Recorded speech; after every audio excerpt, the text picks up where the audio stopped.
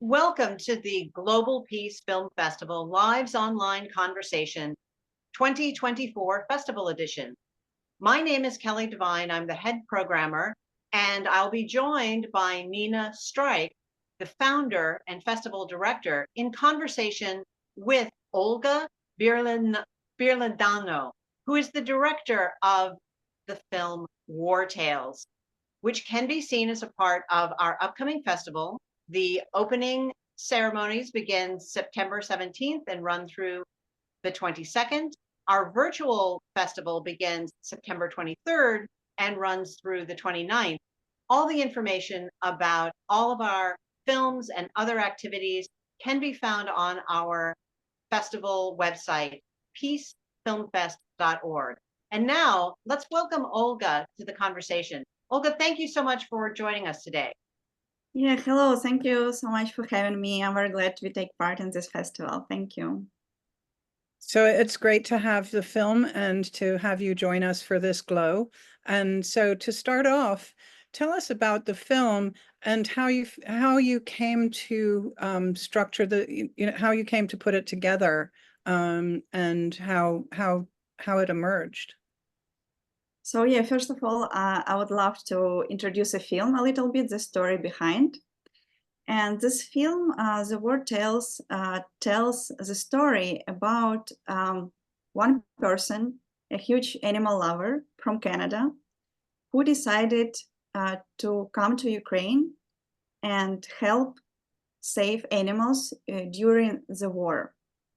And this person accidentally has met the other main character of the film, amazing pet rescuer Christina, Ukrainian volunteer, and they teamed up together and organized a mission of saving animals in Ukraine during the war. So I would say this is like the main premise of the film. And the story behind how it's happened, it's very unusual, I think, in a way how like normally the film process works. So usually you write the script or the ideas and then you go to shoot the film. But in my case, it was totally opposite because the main character of the film, who is Dan Fine, he's also a producer of the film, he actually went to Ukraine and start shooting video footage straight away with other Ukrainian volunteers. And after a couple of trips and mission doing in Ukraine, he came back to Canada and he met me. And he gave me like a huge amount of video footage and materials, like I would say it's around 90 hours. And he asked me, hey, can you make film from this? So can you find stories there? So it was like totally as a process that is like backwards when you need like, to construct, to create a puzzle and find like a storyline there, like inside this video footage and materials. So usually it's like totally the opposite process. So that's why I think this is like was very challenging for myself too, because usually you write script, you go to shoot, but it was done totally like in different way. And talking about the film, I think the film gives like a big opportunity to be the voice of the animals and pets who suffer in a war right now in Ukraine while I'm sitting here and talking. It's happening right now. And, animals can talk, right? They can say us anything. And in this film, you can see a lot of different stories of people and animals who gathered together to help. A lot of Ukrainian volunteers, in spite of difficult position, go to the most dangerous territories near the border with Russia. They risk their lives for saving animals. And through these different like stories, actions, we can see how animals suffer. And we can see that they suffer not only physically, but emotionally too.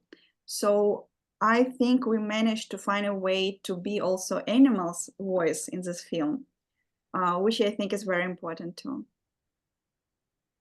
Well, Olga, you talked about this process being backwards for you. what surprised you along the way about approaching a story, as you said, from not from the preparation and the script, but the other way around? So being myself a refugee who fled the war, so I left Ukraine when the war began, and it was a long way through Europe, and I came to Canada where I find my new temporary home only with my dog. So being myself a huge animal lover, I came to Canada only with a dog. So all my family left in Ukraine and still are there. So like it's quite a big distance. So everything that like people going through in the film is very close to my heart. And being honest, I think I have never cried so much in such short period of time of doing this project. And for me, it was like big lesson how you learn to distinguish yourself emotionally from the material, because just even watching this was like heart-wrenching for myself, because like it's my home country and I lived in Ukraine my whole life and didn't plan to move before the war began. And I think it was like the biggest challenge for me to do this work and to be able to keep your mind rational working, like because you need to tell the story, right? You need to keep storyline working, the narrative, the characters, the up and downs moments, everything that is connected to the story. And it was hard. It was really hard and challenging, but I think it was at the same time very emotionally, when you're very emotionally connected to the story, it also helps you because you can understand the characters more, you can understand the people behind the scenes. And I became very close with the main characters of the film too, who is Dan and Christina, and they're like real heroes, and it inspires you so much. And you can see how people, no matter the circumstances, they can, how much can be done when people get together, right? When they collaborate, how much they can create, how many thousands of, little live beings they can save. And it inspired me through all the way. Of course, it was like heart-wrenching, but at the same time, it was very like fulfilling and motivating to look this, because like you can see that even in the like darkest moments, you still can find people who just keep going, and you can see how much they're doing, and it inspired me very much. So it's like was both heart-wrenching and inspiring, I would say. Oh, very good. Yes, when people see this film, they will be just wowed by the heroism of Christine and Dan, and also your film brings up, um, an aspect of war that I don't think people necessarily take into account, and also don't take into account how war cannot be contained just between the aggressor and the state that it's attacked, that there are going to be consequences that perhaps will be felt throughout Central Europe, right? Yeah, I think I'm very lucky that I have met Dan Fine, who's like the main character and producer of the film. And also he's one of the kindest person I have ever met in my life. He's like a huge animal lover and a person with big heart. And also one of his unique like characteristics is that he's like very much like visionary of the future. He like in some way can see things that could happen in future. And it was mesmerizing for me that he could see now what the consequences could be of the war in a couple of next years. And the biggest issue that films like tries to talk with the audience about, people try to avoid hard topics. And when they know that this film already is about a war, of course, it can be something that they like try to avoid, and it's pretty understandable why. And I think we found a way in which we tell story, trying not to be, too harsh, too much, and we try to find, ups and downs moments throughout all the missions they were doing. And the main thing that like films talks about is of course the consequences of the war that we don't think about right now, but it's already happening in Ukraine, and yeah, this is rabies. And it's pretty understandable that when the war is going on, the focus is on people suffering, not the animal suffering. But if we won't stop sterilizing animals, doing vaccination right now, and helping Ukrainian volunteers, this problem will easily cross the borders with Europe, and then it could become a real catastrophe, because millions of animals in that way could be slaughtered or killed. And this is the reason behind why we want to prevent doing this, because when the war happened, no one was thinking about animals. And unfortunately, not everyone was able to evacuate like me. I was lucky to take my dog with me, but sometimes the conditions people live was total disaster. They lost homes, they didn't have any capabilities to go or just travel abroad. And unfortunately, some of them had to leave their animals, some animals ran away. So there are millions of stray pets nowadays on the streets of Ukraine, and shelters are overloaded, and we don't have enough facilities, because all these animals before they had homes, right?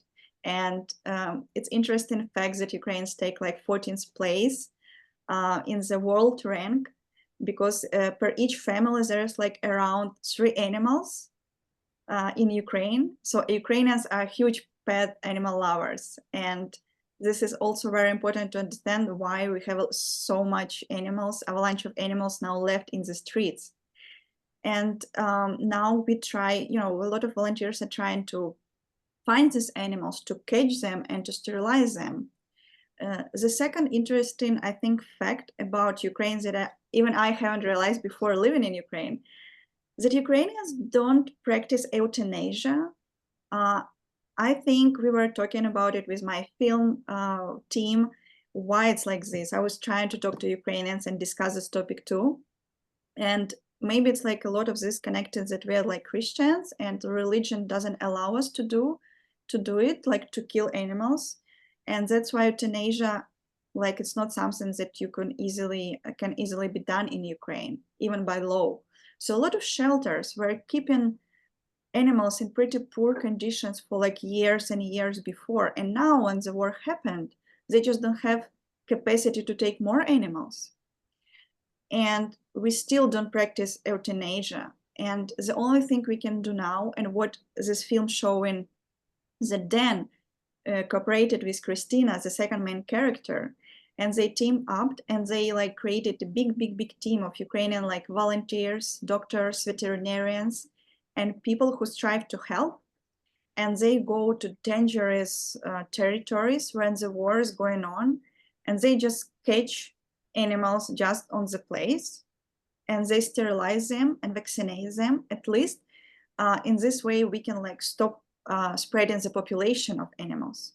Because if we do just nothing or won't act right now, it could be a disaster just very soon, in a couple of years. And it's already, there's a statistic when you can see that some of the rabies cases are registered officially in Ukraine right now. But we don't know not official statistics, because it's very hard to get into cities where there are missile strike is going on. So doctors just can't go even to register these cases. And also one important issue is that in small cities, they don't have vaccination against rabies. It's very expensive to get it and to buy it. And unfortunately, kids can suffer too, because they live in very small villages and towns, not far away from border, and they don't have facilities. And now we have situation when Russians try to destroy hospitals, clinics, heating facilities, and this this problem becomes even more complicated. Yeah, so it's yeah.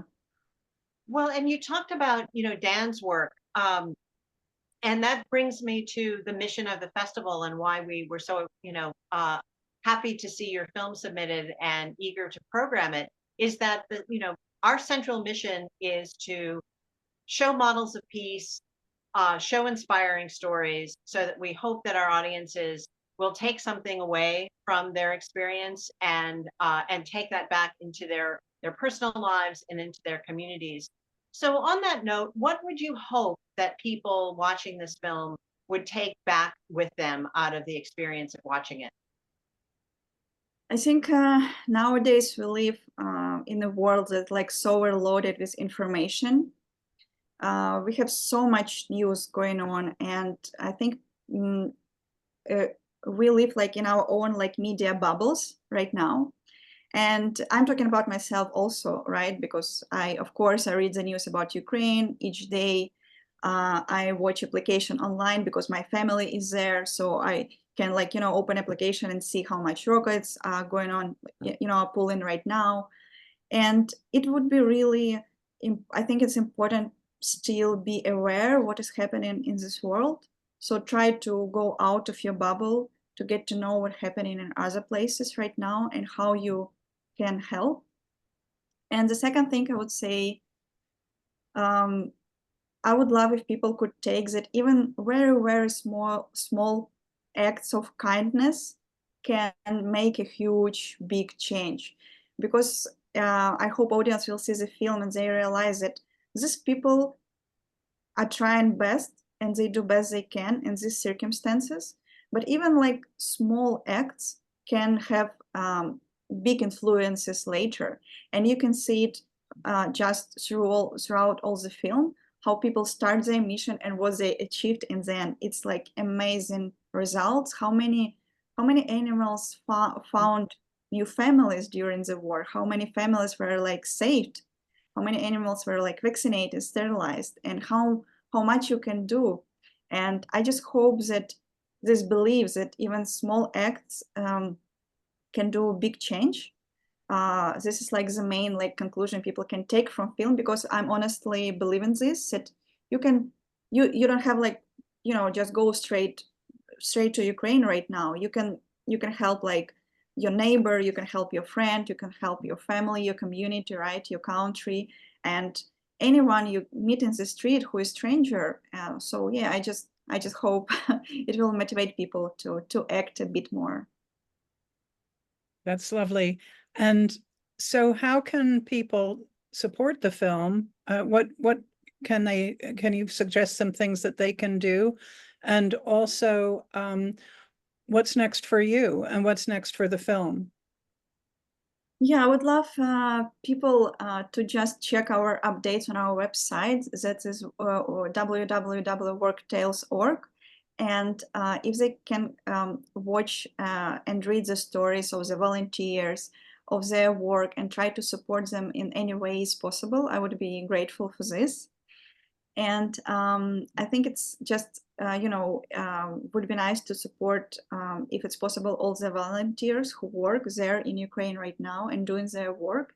And I know a lot of international organizations and missions also go to Ukraine and try to help right now. So I would be grateful if people can just go check the website and see what is happening to get updates and news. And I hope it's just the beginning of our film festival, like trip. And we recently have won like 2 awards in Seattle Film Festival, which is great recognition for us too. I'm very happy of this. So more people watch the films, they left amazing feedback to us. And the more people watch, I think the more important they can spread this important issue of what is going on and what the consequences of the war can be a big damage for animals and for pets. So I would love people to be in some way like a voice of animals. It would be great. Yeah. That is a wonderful note to end on, urging everyone who sees your film and who sees this conversation to consider an act of kindness and to be the voice of the voiceless, all those animals that we are responsible for, as is pointed out by the Saint-Exupéry quote, if we tame it, we are responsible for it. And we have to take that responsibility seriously. So thank you, Olga, for this really conversation and for your work. Thank you very much for having me, and thank you for watching the film. And we are so glad to take part in your festival. Thank you. Thank you. And so for everyone who watched today, again, we were speaking with Olga Byrledianu, and she is the director of War Tales. And if you want to find out more about the film and support the film in the ways that Olga has just discussed, please go to www.wartales.org. And also, please, if you are in the Central Florida area, please consider joining us at the screening. Our screenings begin September 17th and run through the 22nd. Our virtual programming begins September 23rd and runs through the 29th. All of the information about our screenings and other activities during our festival can be found on our website, peacefilmfest.org. Thank you for joining us, and we'll see you at the next Glow.